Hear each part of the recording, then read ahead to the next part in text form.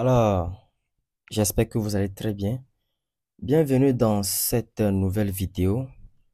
Juste avant de rentrer dans le vif du sujet, faites le tour dans la description de mes vidéos.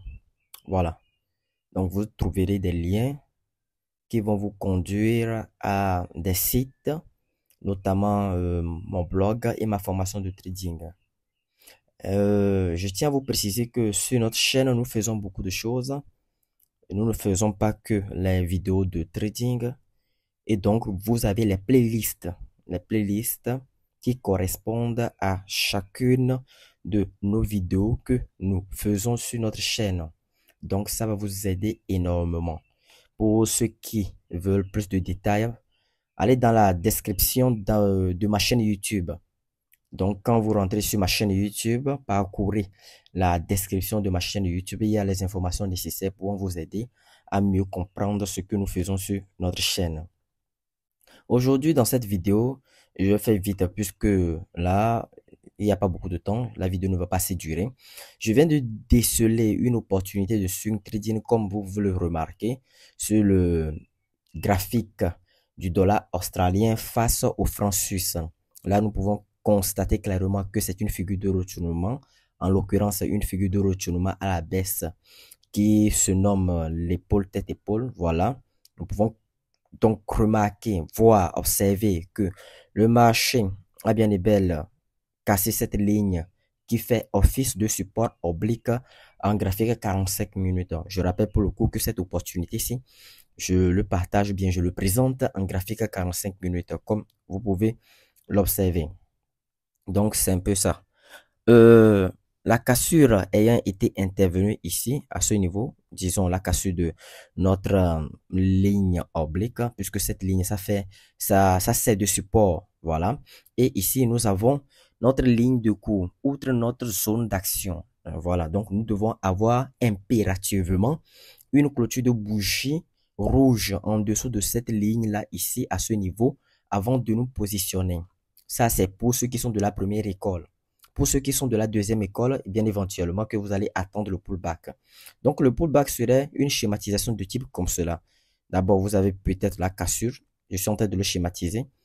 Bon, je pense que ça, c'est pas la bonne schématisation. Je prends, voilà. Donc, d'abord, vous avez la cassure comme cela. Ensuite, vous aurez un retest qui vient confirmer que la zone autrefois support au prix est devenue résistance, plus une nouvelle clôture de bougie rouge de cette taille-là, avant de vous positionner. Donc, généralement, c'est ce que j'appelle le pullback en forme de N, parce que si vous observez bien, ça forme un tout, un ensemble de N. Vous pouvez constater également que ici, c'est une zone de support. Le prix a buté cette partie à plusieurs fois, et donc ça forme, voilà, une zone de support que j'ai tracé avec le rectangle que j'ai intitulé également ligne de cours. Donc ça serait notre zone d'action. Pour cette opportunité, si bien sûr nous avons les confirmations nécessaires, nous devons affronter combien de zones dangereuses? Nous devons affronter, laissez-moi dézoomer, nous devons affronter une, deux, trois zones dangereuses avant d'atteindre le take profit final, si bien sûr le marché nous donne raison jusqu'au take profit final. N'oubliez pas que sur ma chaîne, je ne vous présente que pour l'heure des opportunités de swing trading, des opportunités qui peuvent durer et perdurer sur 2 jours, 3 jours, une semaine, voire même un mois. Donc, c'est un peu ça. Voilà. Euh, donc, je pense qu'il n'y a plus rien à dire tellement sur cette opportunité. À part qu'il faut faire bien sûr attention aux zones dangereuses. Faites réellement attention aux zones dans la plupart de mes opportunités que je présente sur ma chaîne. Je vous dis, je vous répète de faire attention aux zones dangereuses parce que ce sont des zones où le prix pourrait probablement vous dessiner des figures de retournement. Voilà. Voilà. Mais je reviens ici. Je reviens ici pour donner un conseil. Vous voyez ici, le marché a directement pris une impulsion baissière jusqu'à ce qu'il ne décide de casser la ligne de coup. Et avant, la cassure s'est clôturée par un doji.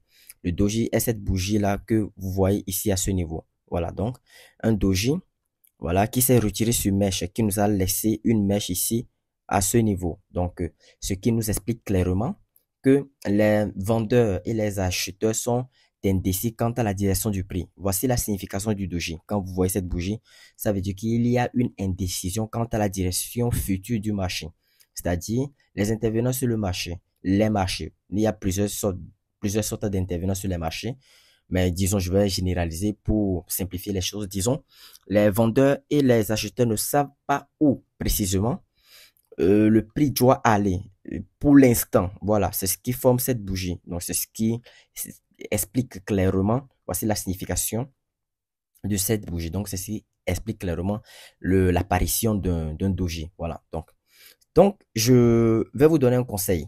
Si vous remarquez une impulsion de type comme ça et qui part directement pour aller casser la ligne de cours, c'est-à-dire au lieu d'avoir une mèche comme nous pouvons le remarquer comme ça, nous avons plutôt une bonne cassure clôture de bougie, c'est-à-dire nous avons une bonne et cassure de clôture de bougie en bas de notre zone d'action. Ne prenez pas le trade. Le marché a fait une énorme impulsion, c'est-à-dire le marché a fait une énorme impulsion comme cela. Là, je suis en train de vous donner un exemple. Le marché a fait une énorme impulsion de cette taille-là et vous avez ensuite une cassure clôture de bougie en même temps. Ne vous positionnez pas parce que dans la majeure partie des cas, le marché va faire quoi? Va tout simplement partir de cette cassure-là, retracer fortement pour re-rentrer ou bien pour re-rentrer dans une nouvelle fois dans la zone autrefois cassée pour vous faire sortir en stop loss. Pour vous faire sortir en stop loss. Donc, il fera comme ça, ping, voilà, pour vous faire sortir en stop loss. Dans la plupart des cas, attendez le pullback. Voilà, attendez le pullback. Si vous ne voulez pas attendre le pullback, attendez une consolidation de machin. Moi, pour ce trade, pour cette spéculation que je suis en train de partager avec vous, je vais attendre le pullback. Si le pullback n'intervient pas, je ne vais pas prendre l'opportunité. Voilà, et c'est ce que je vous convie à faire. Attendez le pullback. Voilà, c'est mieux. Voilà. Alors, je pense que je vais m'arrêter là pour cette vidéo. J'espère que vous avez aimé et apprécié. Là, c'était une vidéo rapide que je viens de vous faire pour partager l'opportunité du dollar australien face au franc suisse. Nous allons nous arrêter là ici pour cette vidéo et nous retrouver dans une nouvelle vidéo. D'ici là, portez-vous bien.